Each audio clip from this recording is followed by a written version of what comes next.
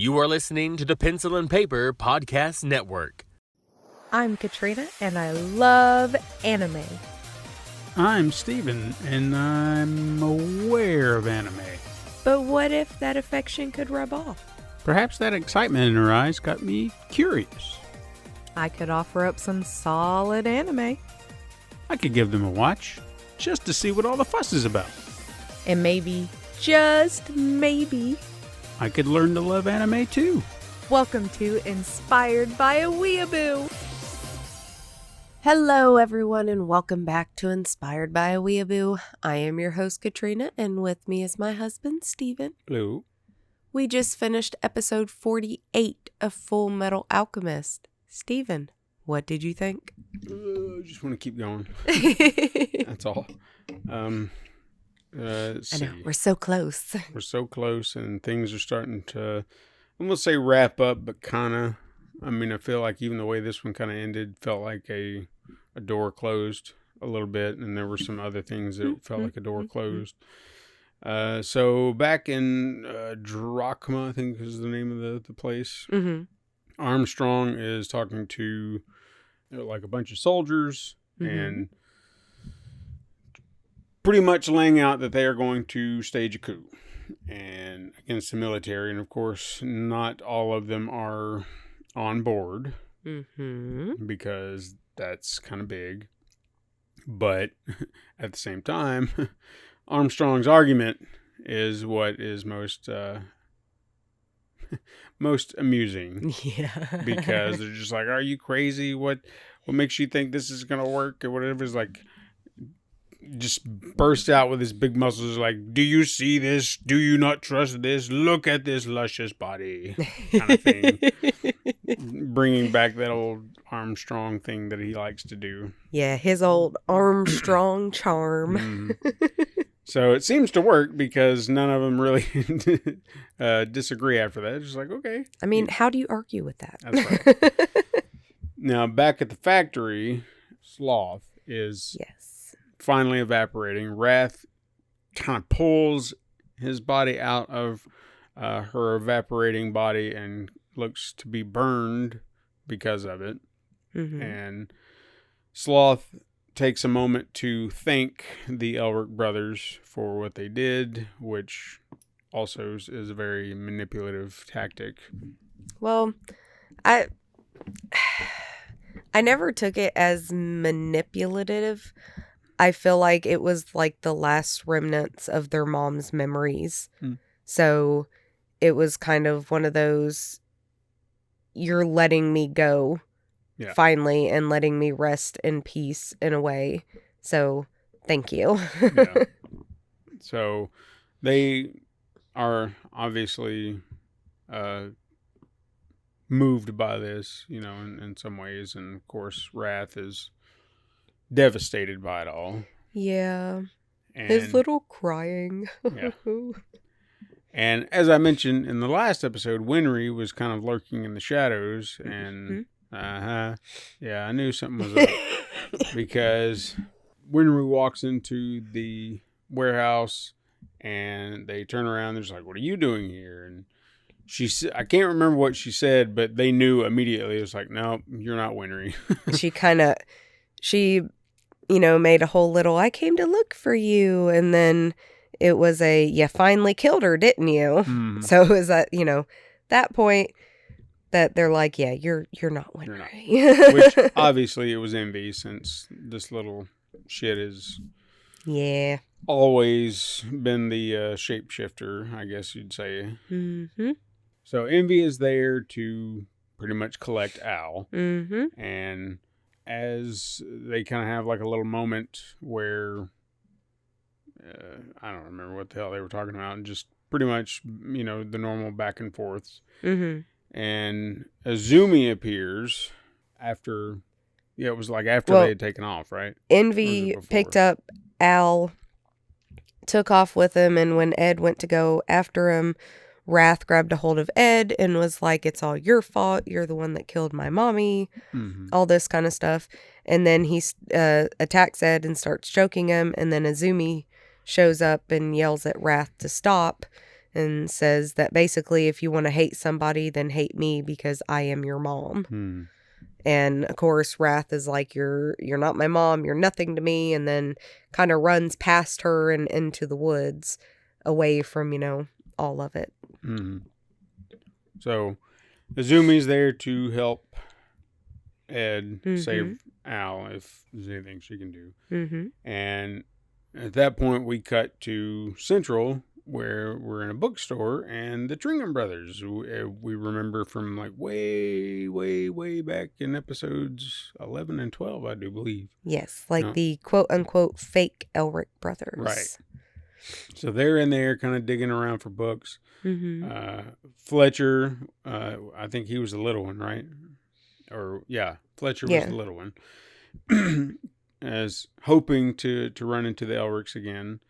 Now, the other one, Russell, he tries to get credit on these books because he doesn't have enough money to get the books that he's looking for. And he decides that when the bookstore owner tells him that he can, well, let me rephrase that. Russell asks if he can get store credit, and the bookstore owner says absolutely not. Only state alchemists can have store credit. So he says, well, don't you know who I am? I am Edward Elric. But obviously he doesn't know about their particular situation at this point. So because of that, the military police show up and they both get arrested. Now, these military people are morons because they see Fletcher and they're just like, there's the other one. And it was like, granted, I guess in some aspects, Russell maybe could possibly pass for Ed. Other than the fact that he's like a foot taller than him. That is. And short hair. Yeah, and the bigger thing. But again, you could say, well, maybe he cut his hair. Maybe I don't remember. Maybe he had a growth spurt. I don't know. But Al, come on. Yeah, I like the fact that, well, first of all, the people that arrested him, while they are part of the military, they're not state alchemists. So if anything, they probably would have seen Ed and Al in like kind of passing by. And at the end of the day, only a handful of the people within the military actually know that Al doesn't have a body. True. Okay. So when they kind of take Fletcher and everything and they're shoving him into the back of the van, and one of the soldiers says, was the little brother always this small? He's like, yeah, probably. He's like, yeah, probably. That seems about right. And just like shoves him back in there. So I don't even know. Yes, they are idiots. They're, they're pawns. They're just throwaway characters that are meaningless. Not the brothers, the soldiers in black. Right. So back at the factory, Ed and Izumi are discussing that, or learn that Wrath had killed Lust, and kind of talk about the other homunculi that are left. And as they are discussing this, they see Tucker come out of his little hidey hole playing with his Nina doll, I guess you'd call it. Seeing like, look, there's that person and there's that one, him. And it's really fucked up. So it is, and kind of like Ed says, it's his own personal demons that he created. Like Shal Tucker, he basically lost his fucking mind. And while you can be like, well, he lost his mind when he killed his daughter. Like, yeah, but at the end of the day, I think it eventually finally just hit him to the point where he really realized what he did. And I think there is a part of him that realizes Nina's never going to come back. So it's like the part of his brain that lives in this fantasy world where his daughter is alive and his dog is alive and everything is happy just kind of took over. So Shal Tucker's no longer a threat. So he's an empty shell of a man who just gets to live the rest of his life with his demons that are of, creation of his own design. Mm-hmm. So they pretty much pay him no mind. They're just like, yeah, he's gone. Yeah. And so they just are trying to decide what their next move is going to be, and they decide that it would be Führer Bradley would probably be the easiest to track down first, since they know where he might be. Yeah. Back in Drachma, Armstrong learns that there were a few soldiers who sided with him, or fewer soldiers that sided with him as expected. But Mustang is also pulling a fast one, because he is not on the front lines, but he is in fact pulling a diversion tactic. So Mustang and Hawkeye are dressed as Havoc and Fury, right? Yes. Okay. And Havoc and Fury are dressed as Mustang and Hawkeye. Right. So they've all swapped places. Almost gets caught by the nurse, but, Mustang turns on his charm, and I think this was the nurse that Havoc got shot down by, and he was devastated by. And then, of course, Mustang comes in, and he's like, hey, you going to be, not tell anybody? And she's like, Plus, it's funny, because if you remember the episode after they got back from Resin Bowl, and, that episode where he was all kind of like, and he was in the hospital. Well, Havoc comes in, and, Fury. Mm-hmm. Fury? Yeah. He comes in, and Hawkeye says, you got like a bad case of athlete's foot, and we're going to have to, bench you, and they push him into the bed. That's why. So, therefore, they're both registered as being at Central Hospital because, one of them was shot, one of them sick. So Mustang and Hawkeye, went to the front lines, where in, reality, they actually switched places with them, so they got to stay in Central. Gotcha.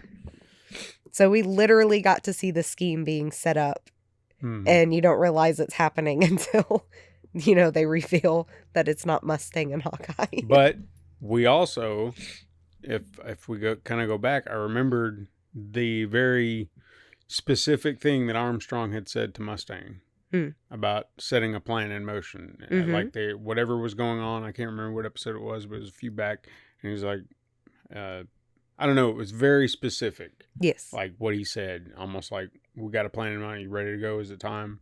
Something like that. And so, yeah, it's all been playing out this entire time. So anyway, General Nakuru is assigned to suppress the uprising, and the Führer convinces him that let me try that again. Nakuru is assigned to suppress the uprising, and the Führer convinces him that he only promoted Mustang to test his loyalty. But before leaving his office, because he was getting ready to clock out, if you will, which I don't really feel like the boss man should ask if he should clock out. That's weird. He's asking Master if he should clock out. That's kind of what I was wondering. He might be the boss man of the military in, as far as all the people know, he's the boss man. But at the end of the day, he's not. Sure. But as he goes to clock out, he is informed that the Elric brothers were arrested. And he's like, okay, well, I guess they needed to be executed very nonchalantly. So luckily, there are people with some common sense to know that that order, the way it was kind of laid out, was wrong. But the Trigham brothers are in their cell. Mustang gets plans for the Führer's house and learns about the Elric's supposed arrest while all this is going on. A lot of this stuff was kind of interspliced with one another. Yeah, it's all happening at the same time, but you kind of see bits and pieces of it as it's playing out. Now, Central, Ed, and Izumi are actually beginning their attack. Yeah. And so, like I said, there's a bunch of balls in the air right now. Everything's kind of happening. And they didn't know that the Führer wouldn't be there at that time. So they kind of bicker with one another about it and find out that he left to attend his son's birthday party. And the while all that's happening, or while they're being attacked, the Trighams use a transmuted door to pull Ed and Izumi out of the hallway. And they're in there with Sergeant, was it Lieutenant Ross and that other guy who... I want to say his name is like Rush or something, but let me look. Let me look.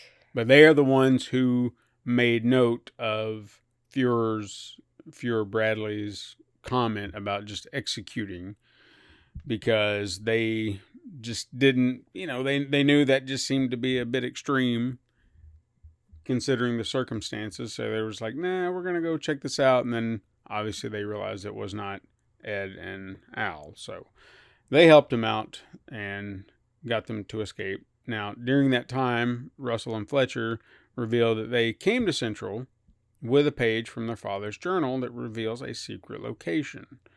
Now, this was one of those planting seeds, and we don't have much more time for seed planting, because it was just like, well, you're just going to tell us? But Ed looked at the page and he's like, teacher. And she comes over, she looks at it, and she's like, oh, this must be. And then they're interrupted because we can't get an answer right now. Yeah. But they are interrupted by a big bang and a big kaboom through the wall, and who should walk in but a big robot man, half robot, half man, a cyborg, if you will, but it is Cyborg Archer. So now we see that his entire body, or not his entire body, the burnt part of his body has been outfitted with automail. Yeah. So he's kind of and I mean, I would honestly say, Brosh is Lieutenant Ross's buddy, who's like madly in love with her. Okay. Anyway. Yeah. So Archer, when you see him, it literally looks like half of his body is still him, but the other half is mechanical. However, he does not open his mouth to talk. It's like his mouth is, closed, and you kind of hear like a very robotic voice that is his, but still kind of robotic. Yeah. And then he opens his mouth and a gun comes out. Yeah. So I always assumed that basically there wasn't much left. So they just like completely retrofitted his entire freaking body with, weaponry. Yeah. Like he's not, like maybe there's still, oh my God, he's RoboCop. Yeah, he's a robot cop. He's the bad version of RoboCop. So he starts opening fire on everybody. Izumi kind of deflects a lot of his stuff so Ed can escape. And when he gets, we don't technically see him get outside, but outside the building, Mustang and Hawkeye are driving by. Yeah. And they're just like, oh, well, we heard about the Elrics being arrested, but they must have had a reason for it. And by seeing the attacks going on, they're just like, yeah, I figured as much. Yeah. They were doing this on like, purpose. They're okay. And then as they're discussing that, Ed jumps in front of the car and asks to take it or get a ride, but then realizes who is in the driver's seat. So he gets in, they're riding in the car together, and Ed learns that Mustang's plan and points out that even if Mustang succeeds in assassinating the Führer, it would kind of end his dream of becoming the Führer.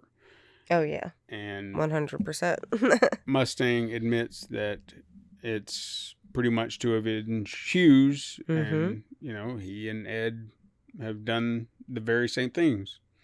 They're willing to give up their dreams for what they feel is right. So, yep. Ed states that due to a mystery person and the homunculi, wars have started to create the Philosopher's Stone, and now he must defeat this person, whom the homunculi call their master. Whom, I will point out, he thinks is his father. Yes, he did. He did kind of imply that, I think, earlier in the episode. I can't really blame him for thinking that it's his father, because the way, like, the homunculus are not only manipulating the boys into thinking that their master is his dad, or their dad. Because every time, they mention the master, they're like, oh, you know him. You know our master. You've known him for a long time and all this type of shit. Even though, yeah, like it's not who Ed is thinking, but, they're just trying to get him riled up because, he don't think straight when he's angry. Right. But they, Ed admits that he's willing to do what he needs to do, even if it means he and Al have to stay how they are.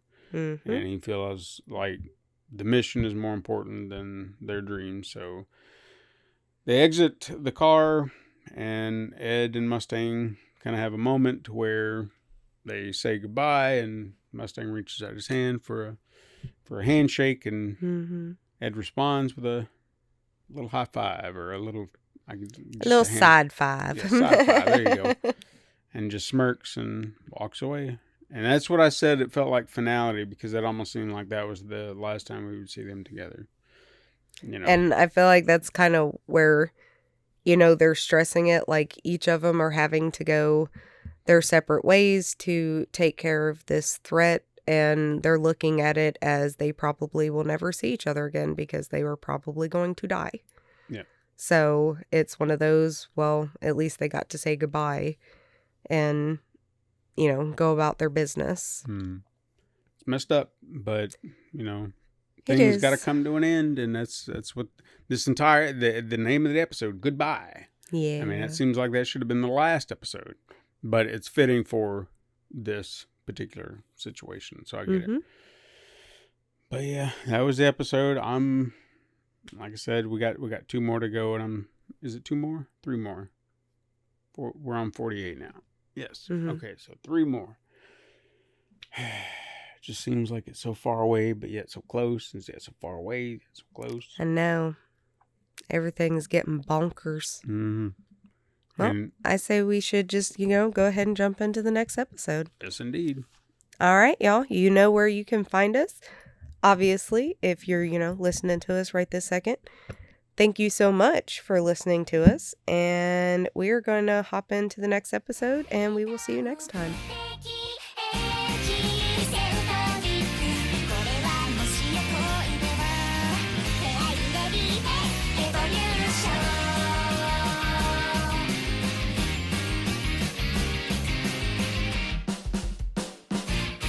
This has been a Pencil and Paper Podcast Network production.